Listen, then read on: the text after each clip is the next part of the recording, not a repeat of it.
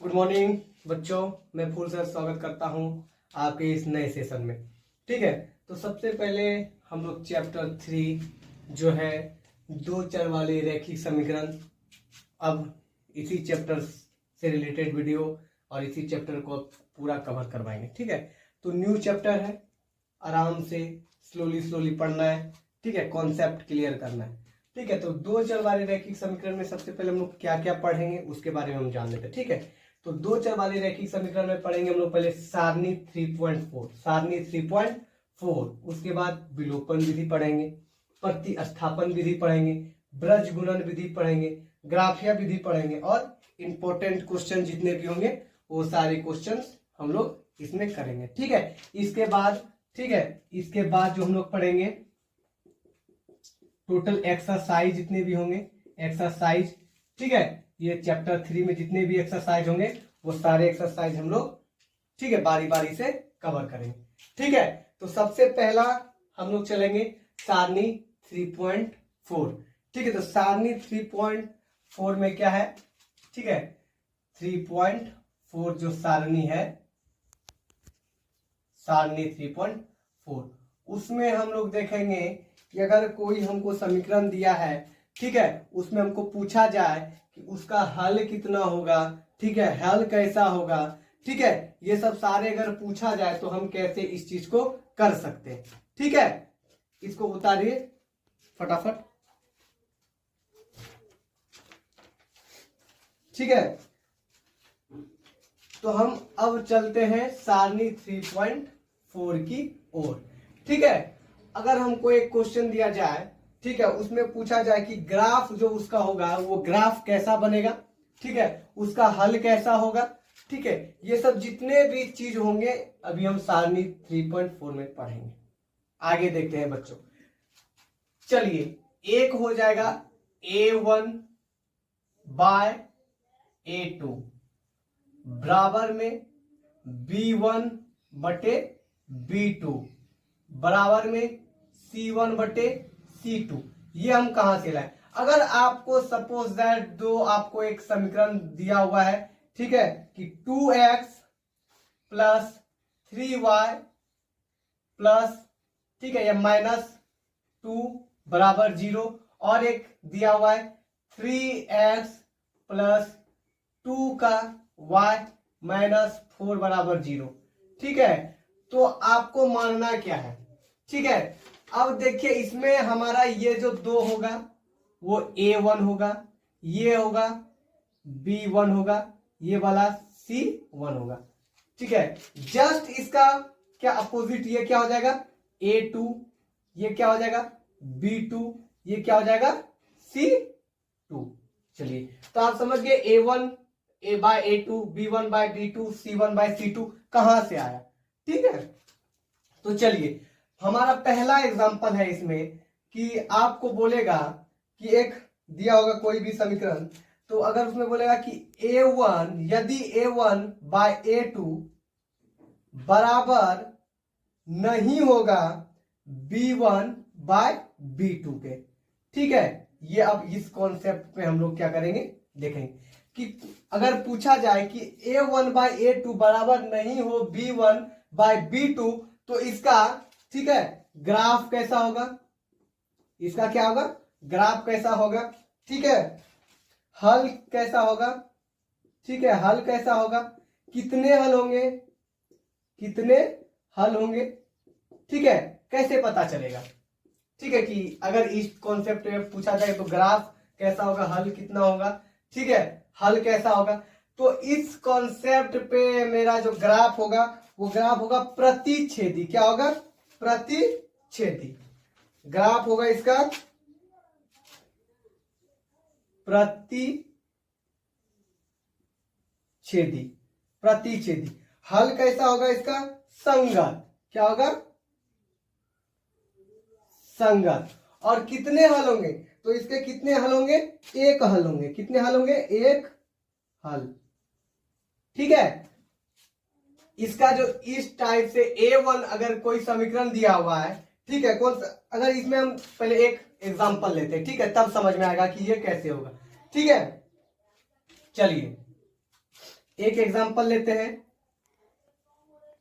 2x plus 4y minus 3, ठीक है, बराबर 0। एक है 3x प्लस 2y माइनस 2 बराबर 0। चलिए ये हम ले लिए एक एग्जाम्पल। तो ये एग्जाम्पल में a1 कितना हो गया, a1 2, b1 कितना हो गया 4, c1 कितना हो गया माइनस का 3। इसी प्रकार इसमें a2 कितना हो गया 3, b2 कितना हो जाएगा 2, c2 कितना हो जाएगा माइनस का 2। अब हमको देखना ये कॉन्सेप्ट क्या कर रहा है कि a1 बाय a2 बराबर नहीं होना चाहिए b1 बाय b2। मतलब a1 बाय a2 का जितना भी मान आएगा वो बराबर कभी नहीं होना चाहिए b1 b2 का। तो a1 मेरा कितना है 2 बाय 3, a2 मेरा 3 है, ठीक है, और ये क्या है बराबर का नहीं होना चाहिए कितना 4 बाय 2, मतलब ये कट गया 1 बाय क्या हो गया 2 बाय 1। तो हम बोल सकते हैं कि 2 बाय 3 बराबर नहीं है कितना 2 बाय 1 का, मतलब ये 2 का, ठीक है। तो चलिए 2 बाय 1 का, तो हम बोल सकते हैं कि ये जो है ऐसे समीकरण का ग्राफ, जो ग्राफ बनेगा वो कैसा बनेगा प्रतिच्छेदी बनेगा। इसका जो हल कितना निकलेगा, एक हल निकलेगा। इसका जो हल होगा वो कैसा होगा, तो उसका हल क्या होगा संगत होगा, ठीक है, कैसा होगा संगत होगा, ठीक है। तो ये हम फर्स्ट टॉपिक क्या किए बहुत ही बढ़िया से समझा दिए। तो बच्चे लोग इसका क्या कर लीजिए स्क्रीनशॉट ले लीजिए 2 मिनट के अंदर तुरंत।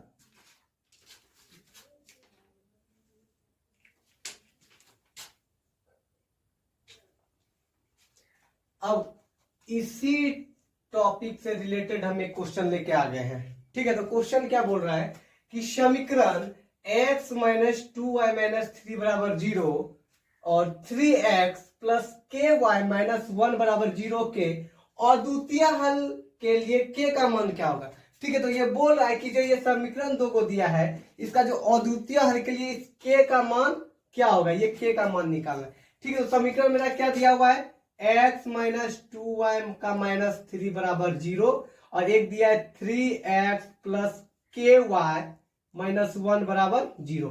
तो सबसे पहले इसके आगे कुछ नहीं है तो a1 बराबर क्या हो जाएगा 1, b1 बराबर क्या हो जाएगा माइनस का 2, c1 बराबर क्या हो जाएगा माइनस का 3, ठीक है। और क्या बोल रहा है फिर a2 का क्या हो जाएगा 3 और b2 का क्या हो जाएगा k, ठीक है, क्या हो जाएगा k, और c2 का क्या हो जाएगा माइनस का 1, ठीक है। और मेरा क्या बोल रहे अद्वितीय हल होने के लिए जो था, अद्वितीय हल होने के लिए शर्त क्या था कि a1 बराबर a2 बराबर नहीं होना चाहिए b1 का b2 का, ठीक है, ये दोनों आपस में बराबर नहीं होना चाहिए, ठीक है। मेरा कॉन्सेप्ट यही बोल रहा है, ठीक है। तो a1 बाय a2 बराबर नहीं होना चाहिए b1 बाय b2, ठीक है। तो a1 मेरा क्या है, a1 है 1, a2 क्या है 3, बराबर का नहीं होना चाहिए b1 क्या है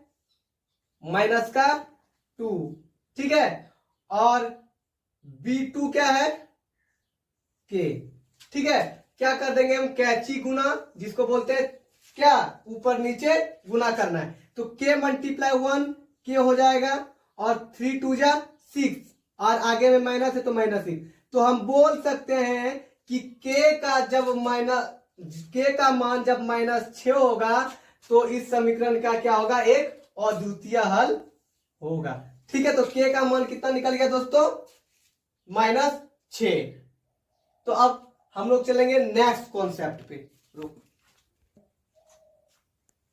अब हम लोग नेक्स्ट टॉपिक पे चलेंगे, ठीक है। नेक्स्ट टॉपिक मेरा क्या बोल रहा है, नेक्स्ट टॉपिक बोल रहा है यदि a1 बाय a2 बराबर हो b1 बाय b2 के और b1 b2 के बराबर हो c1 बाय c2, मतलब ये तीनों मान एक दूसरे के बराबर होता है, तब उसका ग्राफ कैसा होगा, तो उसका ग्राफ हो जाएगा आपका भैया संपाती। ग्राफ कैसा होगा, जो ग्राफ बनेगा वो कैसा बनेगा संपाती बनेगा, ठीक है, उसका हल कितने होंगे, ठीक है, तो हल अपरिमित रूप से अनेक हल होंगे, अपरिमित रूप से अनेक हल होंगे। उसका हल कैसा होगा, हल जो उसका होगा वो क्या होगा भाई साहब, संगत होगा। क्या होगा, संगत होगा। अगर इस टर्म में आता है तो चलिए इसी टर्म से रिलेटेड हम एक क्वेश्चन कर लेते हैं। तो हमारा क्वेश्चन बोल रहा है यदि x प्लस 2y बराबर 3, ठीक है, क्वेश्चन देखिएगा, ठीक है, 5x प्लस ky, ठीक है, बराबर का है 15, ठीक है, बराबर का है 15। तो बोल रहा है कि ठीक है कि अनगिनत हल, ठीक है, इसके अनगिनत हल के लिए, अनेक हल के लिए, ठीक है, k का मान क्या होगा, क्या होगा, ठीक है। बोले ये आपका समीकरण दिया है। क्वेश्चन जो आएंगे आपके एग्जाम में या आपके सिलेबस में सेम इसी टाइप से क्वेश्चन आएंगे, ठीक है। तो क्वेश्चन बोल रहे हैं कि x प्लस 2y बराबर 3 और 5x प्लस ky बराबर 15, ठीक है। तो बोले कि अनेक हल के लिए k का मान क्या होगा। तो अनेक हल कैसे होता है भैया, इधर देखना है, अनेक हल के लिए टर्म और कंडीशन है कि ये तीनों एक दूसरे के बराबर होना चाहिए। ये तीनों जब एक दूसरे के बराबर हो जाएंगे तो अपरिमित रूप से अनेक हल आएंगे, ठीक है। तो चलिए a1 हमारा कितना है, आगे में कुछ नहीं है तो 1 है, b1 कितना है 2 है, c1 कितना है, इधर चल जाएगा आपका -3, ठीक है, कितना चल जाएगा -3, ठीक है। इधर a2 कितना हो जाएगा 5 है, b2 कितना हो जाएगा k है, c2 कितना हो जाएगा -15। कोई दिक्कत नहीं। अब हमको देखना है पहले तो k का मान निकालेंगे ना, k का मान निकालेंगे तो a1 बाय a2, ठीक है, बराबर का होना चाहिए b1 बाय b2। a1 हमारा कितना है 1 और a2 कितना है 5, मतलब अगर ये 1/5 है तो ये 1/b1 बटे b2 का भी मान 1/5 आना चाहिए, c1/c2 का भी मान 1/5 आना चाहिए, तब नहीं ये अनेक हल होगा, अपरिमित रूप से अनेक हल होगा, ठीक है। अब देखिए b1 मेरा कितना है, b1 चलिए 2 है, ठीक है, और b2 तो निकाला है ना, b2 के है। चलिए जैसे बताए थे कैंची गुना, ठीक है, ऊपर ऊपर इधर इधर, ठीक है। तो k बराबर हो गया आपका 10, k बराबर क्या हो जाएगा 10, ठीक है। चलिए 10 हो गया, और तो हमारा क्या हो जाएगा b1 बटे b2 का मान कितना निकल जाएगा, b1 मेरा कितना है 2 और b2 कितना निकला है जो k है, k ये है ना, b2 कितना निकला मेरा 10, तो कट गया 1/5। चलिए अब यहां से तो हमको पता चल गया भाई कि a1 बाय a2 बराबर का b1 बाय b2 तो हो रहा है, क्योंकि यहां पर भी a1 जो है और a2 1/5 है, और हम निकाल लिए क्या b1 b2 1/5, दोनों तो बराबर हो गया। अब देखना है कि c1 बटे c2 भी बराबर होता है क्या, तो c1 हमारा कितना है, c1 कितना है हमारा -3, ठीक है, और c2 कितना है, c2 कितना है -15, 5 3 जा 15, 1/5, ठीक है। तो हम बोल सकते कि बराबर का 1/5 आ गया ना, और ये दोनों तो बराबर है, तो हम बोल सकते कि a1 बाय a2 बराबर b1 बाय b2 बराबर c1 बाय c2, तीनों क्या है एक दूसरे के बराबर है। और k का मान तो हम पहले निकाल लिए, k का मान 10 होगा। अगर k का मान 10 होगा तो इसका अपरिमित रूप से अनेक हल होंगे, ठीक है। तो बच्चे लोग बहुत ही शानदार कॉन्सेप्ट से हम बताए हैं, तो इसको क्या कीजिए आप लोग स्क्रीनशॉट ले लीजिए।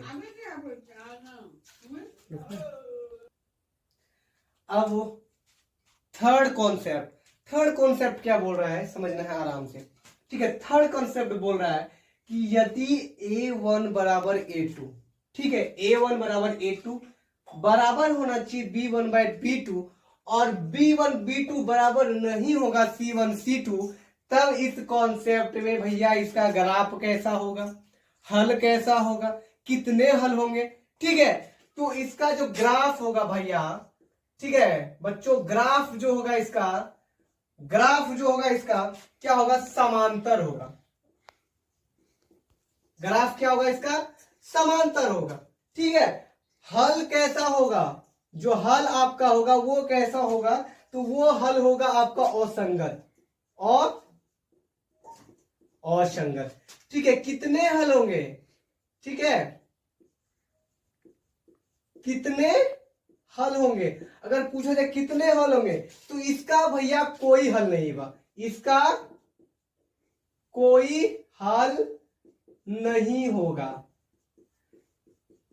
ठीक है, ऐसे टर्म और कंडीशन में पूछा जाए कि यदि a1/a2 बराबर का है b1/b2 और बराबर नहीं है c1/c2 के, तो उसका ग्राफ होगा समांतर। हल कैसा होगा, असंगत होगा। कितने हल होंगे, और इसका जो है कोई भी हल नहीं होगा। चलिए इस पे भी एक क्वेश्चन हम लोग करके देखते हैं। तो क्वेश्चन है आपका x + 2y - 4 बराबर 0। ठीक है, सेकंड है क्या, 2x + 4y - 12 बराबर 0। दो दिया है, तो a1 हमारा कितना है, a1 बराबर a2 बराबर का b1/b2 बराबर नहीं होना चाहिए c1/c2 के, यही है ना। तो a1 मेरा कितना है, a1 है 1, a2 कितना है 2। चलिए अब b1 कितना है 2 और b2 कितना है 4, कट जाएगा। पहले इसको नहीं होना चाहिए, कितना, c1 कितना है, c1 हमारा है -4, c2 कितना है -12। चलिए मतलब a1/2 हो जाएगा, और जो b1 b2 होगा वो क्या हो जाएगा, 2 एकम 2, 2 दूनम 4, 1/2 बराबर का नहीं होगा। अब 4 तिये 12, 1/3, 1/3, 1/3। ठीक है, तो हम बोल सकते कि ये दोनों तो बराबर हो रहा है ना, ये दोनों बराबर हो रहा है, लेकिन ये तो बराबर नहीं हो रहा है ना। a1 a2 बराबर किसका है, b1 b2 के, लेकिन b1 b2 बराबर है क्या c1 c2 के, नहीं है ना। ऐसा क्वेश्चन अगर हो जाए तो आपको पूछ लेगा कि ऐसे क्वेश्चन में अगर दिया रहेगा कि a1/a2 बराबर b1/b2 बराबर नहीं हो c1/c2 के, तो बताइए उसका ग्राफ कैसा होगा। तो उसका ग्राफ भाइयों समांतर होगा। पूछ दिया जाए कि हल कैसा होगा, तो बच्चों हल उसका क्या होगा, असंगत होगा। कैसा होगा, असंगत। पूछ दिया जाए कि इस क्वेश्चन का कितने हल होंगे, तो कितने हल होंगे भाइयों, कोई हल नहीं होगा। ठीक है, तो चलिए इसी के साथ हमने बहुत ही बढ़िया तरीके से, सरल तरीके से सारणी 3.1 क्या कर लिए हैं, कंप्लीट कर लिए। सारणी 3.4 क्या हो गया, वो कंप्लीट हो गया। अब हम लोग पढ़ेंगे नेक्स्ट टॉपिक, विलोपन विधि। बहुत ही सरल भाषा में मैं समझाऊंगा बच्चों, थोड़ा सा आप लोग ध्यान दीजिए। ठीक है, उसके बाद जब हम चैप्टर में चलेंगे तो आप लोग बोलेंगे सर आपको बताने की जरूरत नहीं है, मैं अपने आप से कर सकता हूं, खुद से कर सकता हूं। वो आत्मबल लाऊंगा मैं, आप लोगों में वो आत्मबल चाहिए हमें कि मुझे बताने से पहले आप लोग आंसर कर दो। ठीक है, तो चलिए अब हम लोग चलते हैं विलोपन विधि। ठीक है, नेक्स्ट टॉपिक हमारा क्या होगा, विलोपन विधि। ठीक है, जितने भी बच्चे अगर नहीं उतारे होंगे तो वो वीडियो रोककर स्क्रीनशॉट ले सकते हैं। ठीक है, चलिए अब हम लोग पढ़ेंगे बच्चों क्या, नेक्स्ट विलोपन विधि। विलोपन विधि। ठीक है, विलोपन विधि का अगर दूसरा नाम होगा तो वो क्या होगा, लुप्तीकरण विधि। क्या, लुप्तीकरण विधि। ये दोनों बच्चों एक ही चीज है, या बोला जाए विलोपन विधि या बोला जाए आपको लुप्तीकरण विधि। घबराना बिल्कुल नहीं, घबराना बिल्कुल नहीं। जब तक आपके फूल सर आपके साथ है घबराना नहीं है। ठीक है, क्योंकि दोनों एक ही चीज है, दोनों सेम ही है। ठीक है, तो लुप्तीकरण विधि या विलोपन विधि, तो लुप्तीकरण में होता है कि किसी एक टर्म का मान को क्या करते हैं, लुप्त कर देते हैं, गायब कर देते हैं। ठीक है, क्या करते हैं, गायब कर देते हैं। ठीक है, कैसे गायब करते हैं, आइए हम लोग सीखते हैं। ठीक है, धीरज रखिए, अपने आप में क्या रखिए, कॉन्फिडेंस रखिए कि हम किसी भी चीज को कर सकते हैं, वो आत्मबल रखिए। ठीक है, तो चलिए हम लोग चलते हैं विलोपन विधि की ओर।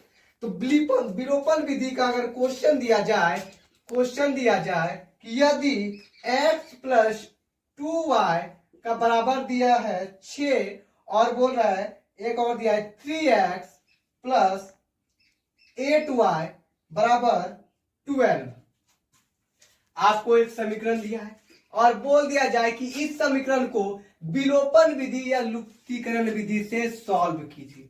ठीक है, तो हम क्या बोले कि लुप्तीकरण या विलोपन विधि मतलब एक टर्म को गायब करना। तो ये हमारा हो गया भैया समीकरण फर्स्ट, ये हो गया हमको समीकरण सेकेंड, ये फर्स्ट हो गया समीकरण हमारा, ये सेकेंड समीकरण हो गया। अब हमको देखना है कि हमको मान किसका गायब करना है, या x का मान गायब कर सकते हैं या y का मान गायब कर सकते हैं। तो आप बोलेगा सर आप x का मान गायब कर दो। ठीक है, तो x का मान गायब करने के लिए क्या करना पड़ेगा, हमको देखना पड़ेगा कि दोनों ऊपर और नीचे x का मान सेम होना चाहिए। सेम है, नहीं है, तो सबसे पहले अगर सेम नहीं है तो उसको सेम करेंगे। ठीक है, बराबर करेंगे। कैसे करेंगे बच्चों, चलो देखते हैं। यहाँ पर 3 है, यहाँ पर हमको भी तो 3x लाना है ना। 3x कब आएगा, जब इस समीकरण में हम 3 से गुना कर देंगे बच्चों, तो क्या ये 3x आएगा, क्या आ जाएगा। और यहाँ ऑलरेडी पहले से 3 है तो इसको गुना कर देते हैं 1 से बच्चों, कोई दिक्कत नहीं है। चलिए अब हम लोग देखते हैं क्या आएगा, 3 × x 3x। ठीक है, समझ में आ रहा है, और प्लस 3 × 2 = 6y बराबर 6 × 18। ठीक है, क्यों, क्योंकि ये जो 3 है भैया, ये 3 जो है ये पूरे समीकरण के लिए तो है, पूरे ये समीकरण के लिए है, तो पूरे समीकरण में गुना कर दिया हमने। ठीक है, चलिए उसी प्रकार ये 1 से गुना करना है हमको 3 में, तो 3 का 3x प्लस ये 1 से करेंगे 8 में, तो प्लस का 8y बराबर में 12 एकम क्या, 12 एकम 12, कोई दिक्कत नहीं है। ठीक है, चलिए अब क्या करना है हमको क्या करना है, ये 3 बराबर हो, जैसे ही बराबर हो गए, ठीक है, तो क्या करना है हमको, माइनस, मतलब अब जब इसको हम घटाएंगे तो इसका मान खत्म हो जाएगा, तो लिखेंगे घटाने पर ये दोनों खत्म। अब यहां माइनस, ये प्लस, प्लस माइनस क्या होता है, माइनस 6 में 8 गया तो माइनस का 2, इधर माइनस हो गया है। ठीक है, प्लस माइनस माइनस, 18 में 12 चल गया तो बच गया 6 ना। तो y बराबर क्या हो जाएगा आपका, माइनस y बराबर 6/2, कितना हो जाएगा 3 हो गया माइनस, और माइनस उधर चल गया तो क्या हो जाएगा, y का मान -3, क्या हो जाएगा, y का मान -3। ठीक है, अब y का मान अगर हमारे पास -3 हो जाएगा तो हम बोल सकते हैं कि किसी भी समीकरण में अगर y का मान रख देंगे तो वो निकल जाएगा आंसर। तो अब हम लिखेंगे y का मान समीकरण फर्स्ट में रखने पर समीकरण फर्स्ट में रखने के, समीकरण फर्स्ट हमारा क्या है, क्या समीकरण फर्स्ट, x है प्लस 2y है बराबर का 6 है। x तो y तो निकल गई है, x प्लस 2 मल्टीप्लाई माइनस का 3 बराबर हो जाएगा 6, क्योंकि y का मान मेरे क्या निकला है बच्चों, -3। ठीक है, तो x प्लस 2 3 जा 6 माइनस का 6 बराबर 6, कोई दिक्कत नहीं। अब ये प्लस माइनस हो जाएगा आपका बच्चों माइनस का 6 बराबर 6। यदि इधर माइनस में है तो बराबर के उधर जाके क्या होगा, प्लस। देखिए थोड़ा सा, अगर प्लस में रहे तो बराबर के उधर जाएगा तो माइनस, माइनस में रहे तो प्लस। ठीक है, मल्टीप्लाई में रहे तो डिवाइड, अगर डिवाइड में रहे तो मल्टीप्लाई। ठीक है, तो इधर तो माइनस में है बच्चों, तो उधर देखे क्या होगा, प्लस। तो x बराबर क्या हो जाएगा 6 प्लस 6, तो x बराबर क्या हो जाएगा 12। तो हम बोल सकते हैं कि सर x का मान आ गया 12, y का मान आ गया -6, यही हो गया हमारा आंसर। तो क्या आप लुप्तीकरण विलोपन विधि अच्छे से समझ पाए? आप लोग बोलिएगा जी सर हम लोग ने बहुत अच्छे से समझ लिया। ठीक है, अब नेक्स्ट हम लोग चलेंगे प्रतिस्थापन विधि। ठीक है, तो प्रतिस्थापन विधि अब हम लोग पढ़ेंगे प्रतिस्थापन विधि। विलोपन विधि तो हम लोग बढ़िया से समझ गए। अब प्रतिस्थापन विधि क्या होता है? तो प्रतिस्थापन विधि होता है कि एक का मान निकालकर दूसरे के मान में स्थापित करना, प्रतिस्थापित। ठीक है, तो मेरा दिया गया है, दो समीकरण दिया गया है। ठीक है, समीकरण फर्स्ट और समीकरण सेकंड। अब देखिए ये कैसे बनता है। ठीक है, सबसे पहले हम लेंगे समीकरण फर्स्ट से। समीकरण फर्स्ट मेरा क्या है? x प्लस 4y बराबर 12। इससे हमको x का मान निकालेंगे। x बराबर क्या हो जाएगा, ये प्लस में है तो उधर जाके क्या होगा माइनस का 4y। ठीक है, माइनस का 4y, तो x बराबर ये निकल गया मेरा ना, x बराबर निकल गया। ये इसको मान लिया समीकरण थर्ड। ठीक है, अब लिखेंगे हम क्या, x का मान समीकरण थर्ड से x का मान समीकरण फर्स्ट में रखने पर। अब x का मान तो मेरा निकल गया है 12 माइनस 4y, उसी यही x का मान हम समीकरण 2 में रखेंगे। समीकरण 2 क्या है मेरा, 3x प्लस 2y बराबर का 6।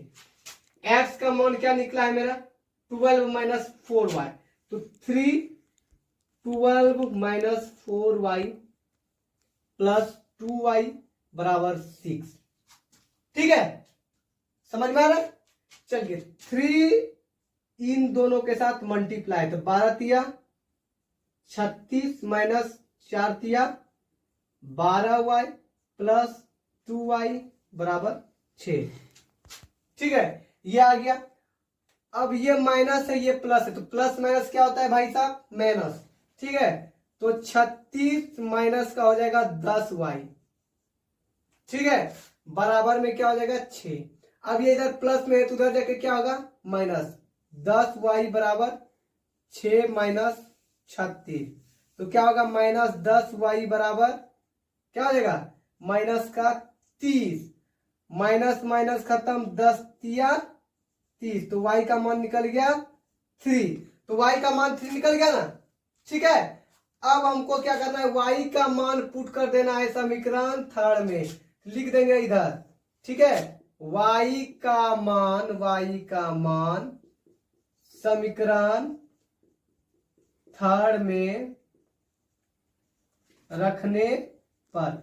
अब देखिए थर्ड में रखेंगे, थर्ड मेरा क्या है, x प्लस x बराबर 12 माइनस 4y, यही है ना। तो x 12 माइनस 4, y का मान क्या निकला 3, मतलब 4 मल्टीप्लाई 3, तो 12 माइनस क्या होगा 12, तो क्या निकल गया 0। क्या निकल गया 0। कोई दिक्कत नहीं है। इसी प्रकार क्या करेंगे हम, एक का मान निकाल के ठीक है दूसरे के मान में पुट करेंगे, और इसी विधि को कहते हैं प्रतिस्थापन विधि। ठीक है, चलिए और आगे ये ब्रज गुणन विधि, ग्राफीय विधि और इंपॉर्टेंट क्वेश्चंस अगले क्लास में हम लोग करेंगे। ठीक है, तो तब तक के लिए धन्यवाद, जय हिंद।